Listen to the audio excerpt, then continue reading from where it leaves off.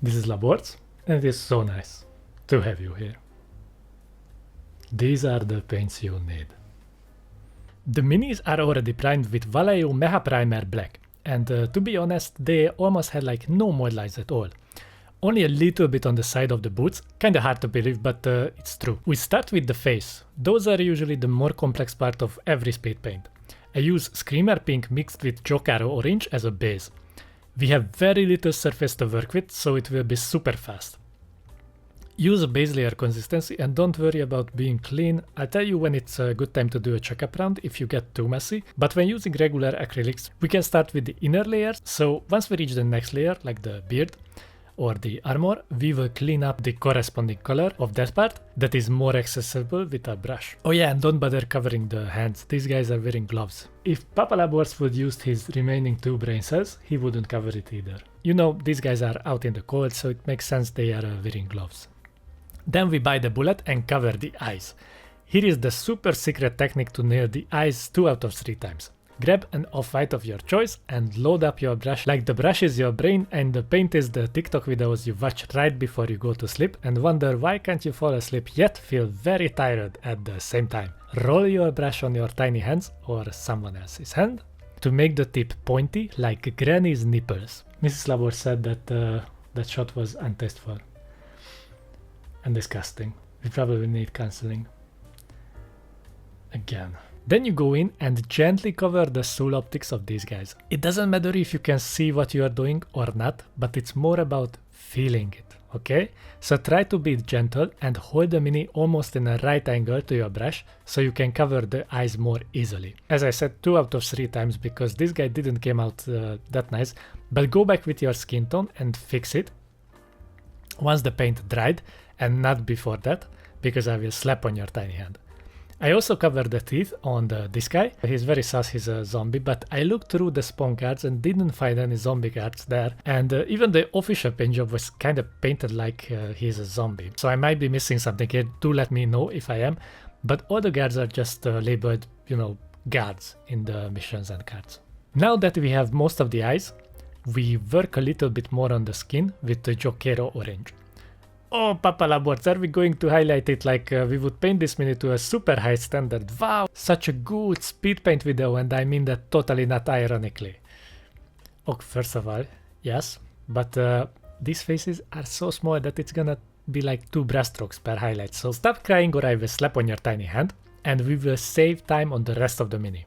Now, pick out the upper half of the cheeks. I also painted the beards black, just to have some clarity over the face. I would recommend you doing the same, but if you were super clean with your brush while painting the face, then obviously you wouldn't need to do so. With 2 extra brush strokes, we push the contrast slightly under the eyes, and that's the skin done. Except for the guy with the ridiculous butt chin, but because we want to accentuate the roundness on that bad boy. Oh, and by the way, the sus guy has an even bigger butt chin, because first I thought it was his beard. Yeah, sometimes using a black primer has some downside, obviously, and I can't tell every detail, but you know, at least Zombicide has some pretty good illustrations that can help. I'm using the same consistency all over the highlights, which is slightly thinned down from a base layer. No blending needed whatsoever. Just try not to ruin the eyes or I will slap on your tiny hand. Cover the mustache and the beard on the 2 guys with flat brown. Highlight them with tan earth, trying to pick out some hairs one by one to add some detail to the beard. On the mustache, I couldn't really do it since it's so small, but the beard is manageable to get some nice texture going for it. Next, we draw the pupils with a Pigma Micron pen. If you guys ever thought using this is cheating, well, think again, because adding pupils to these small eye sockets is pretty challenging and the head of the pen can barely reach them. So it's not that easy. Also, I'm pretty sure the tip of mine is drying, that's what she said, because I bought it like 3 years ago. It would be probably wise to get a new one. Anyway, if you get some black over the cheeks, just go back with the last highlight color we used and fix it. With that, the faces are done, and yet we need to face the rest of the details on the minis. And here I wonder why my videos won't get recommended to more people on YouTube.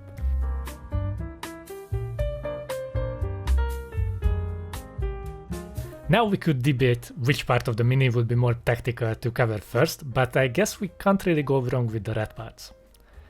Hi, it's Papa Labors from the future. It was the right call at the time, quite surprisingly, to me as well. But before you cover the leather parts in the next step, do cover the armor first, okay? Thank you, future Papa Labors, you are so wise. I will use hull red and cover the skirts and the shoulders and the sleeves of their armor. These parts are going to be red, and using hull red as a base for that is working really well because it allows us to use very saturated color as a highlight. Make sure the paint covers nice and evenly over all the surfaces. A thinner coat over the black parts is always better than a completely missed one. That's the good part about using a black primer. If you leave a part unpainted, but it could look like a drop shadow, or as the cool version of Charlie Sheen would say, winning! After that we cover all the leathers like the soft part of the helmets, belts, pouches, boots, bows, skewers and scabbards. At this point I had to realize that these minis cannot be speed painted if I want to follow the official artwork. These minis have way too much detail and different colors. I cut corners with the runners and the brutes, and I highly recommend that if you want to do the same, just cover all these parts with the same color. My general advice to the ones who are like, oh, you are using the same brown to the boots and the bows, how lazy is that? Okay, I painted a couple of games, and Zombicides especially.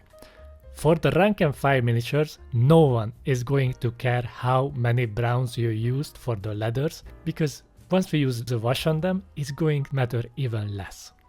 My advice, even though no one asked for it, paint all your guards using the same color to the leathers, and after finishing all of them, giving it a base coat, a wash, go back and highlight them all with different colors. Guys, there is a solar eclipse in the same locations every 400 to 500 years. That event is more common than fiddling with highlights after you painted the whole box of Zombicide. I would have shown you the evidence statistics for that, but I left it in my car.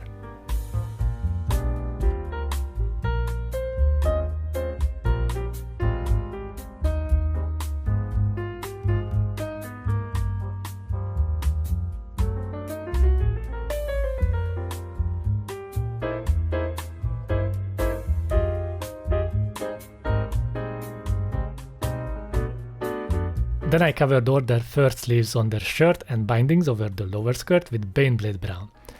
The upside of having this much detail on the minis is that even if we don't highlight any of these details, they will look good, as long as we are clean with our work. So all the different colors and fabrics are nicely separated. Use the edge of your brush's tip over the bindings. I use the same paint over the grip of the bows to speed up the process. Cover the bindings on the shoulders and armor parts as well to bring out those details, the same way we covered the skirt's bindings.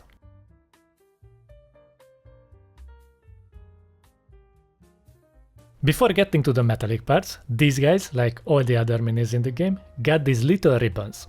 But thank God these are not orange this time, so I covered those with hull red. You may ask, and rightfully so, why didn't we cover these in the same step like when we did the skirts? The honest answer, I didn't notice them. But these are on the leather parts, which we covered already, so turns out Papa Labors was super smart and planned this one out from the beginning. After this step we should have covered everything on the minis that is not a metallic part. There is a big emphasis on should have, because I'm not 100% sure, but it would be real nice if we did, so make a checkup round before you jump to the metallic parts, just to be sure, because going back to fixing stuff is one of the biggest time wasters when it comes to batch painting. For the metallics, I used gunmetal. This is one of my favorite metallic paints because even with a thinner consistency it covers perfectly over the black primer. It's from one of the early editions of Army Painter paints, when the company wasn't as well received by their product, but even back then, their metallics and washes were a banger. Change your water pot and brush so the metallic flakes won't ruin your nicer brushes. This is going to be one of the slower steps since there are a lot of surface to work with and a lot of details to watch out for, like the helmet, sword, metal parts of the scabbards. The armor also has some metallic parts over the shoulders, so you need to watch out for those as well. But the scope is not the sharpest there, so it takes a bit to figure it out. The armor on the wrist is pretty straightforward, and the buckles on those parts, thankfully, metal as well, so we don't have to go back with the leather color. Some parts of the armor are a bit hard to reach, especially around the waist, but try to angle your brush so you won't get any metallic parts over the belts or ribbons. Now we give the mini a wash of Nuln oil. You can be generous with the amount on the metallic parts, but add less to the other surfaces and don't let any of it go to the face. That's what she said. So have a paper towel nearby and soak up some of the Nuln oil with your brush if the situation gets too Nuln oily. This will fill out the crevices of the armor nicely, like Pokemon would fill your soul at the age of 35, and it's totally not escapism. Adding more depth to the armor and muting back the shiny characteristic of the paint a little bit. Once the wash dries and you feel like you are happy with your minis, then you can stop here, because let's face it, if you are painting minis to impress your friends, then if they are non-painters, they will be impressed on just regular things like, wow, you painted the eyes too. If your friends are painters, then they would say like, have you heard about contrast, dude? Really? Doesn't seem like it. Or maybe your father came to a visit who shows very little interest in your work and would say, yeah, I can see you put some paint on there. Thanks, Dad. There is nothing wrong having mediocre minis on your gaming table, but for the brave, persistent and handsome guys who are striving for more, we will have a couple more steps. And also this goes out to the around 4 women who watch my videos.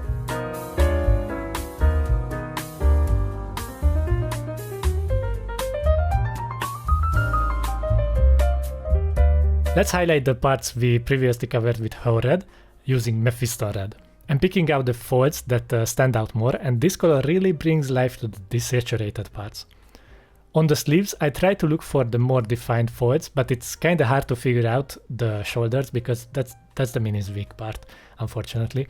I couldn't really figure out the details on the leather armor on the shoulders, but maybe it's only present on the illustration and not on the mini itself, because usually there are some small differences between the artwork and the actual sculpt. But let me know if you guys saw these parts or not. This highlight doesn't need any blending if you use a thin down consistency and apply 2 layers over the highlight areas.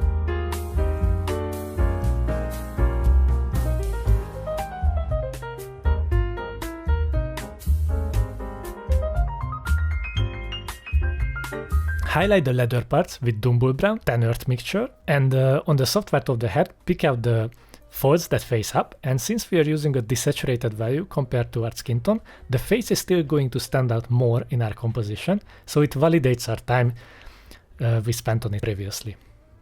Yes, it does. Highlight the middle section of the shield, giving some texture to it with your brush to make it a little bit more interesting visually. On the belts and scabbard, just go around the edges, no need for some extra fine detail work. We want to be done with these guards as fast as we can, but make sure you don't make any mistakes on the other areas or I will slap on your tiny hand.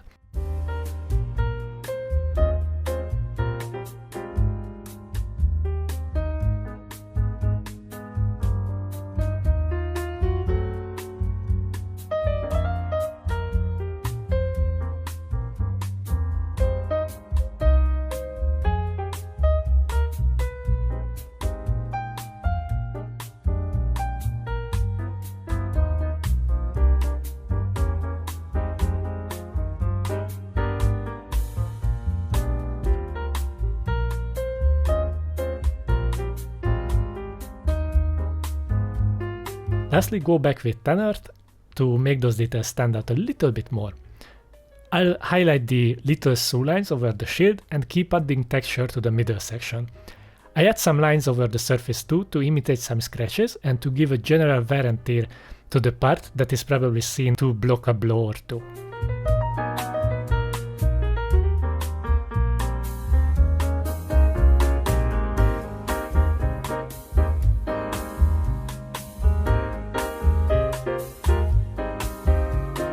With that, the guards are done and ready for the table. Let me know what you guys think about them. If you guys are interested in more Zombicide White Death, you can find more content on my Patreon page, you can vote on the next mini, and a whole lot of PDF and video guides with exclusive content. Or if you want me to give you some feedback on your work, or you would like to have some one-on-one coaching with Papa Labors, there is also an option for that. The link is in the video description.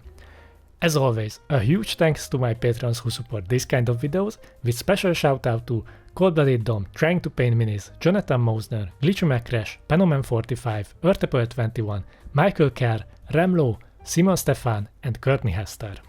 I hope your day will be as smooth as a granny's butt cheek.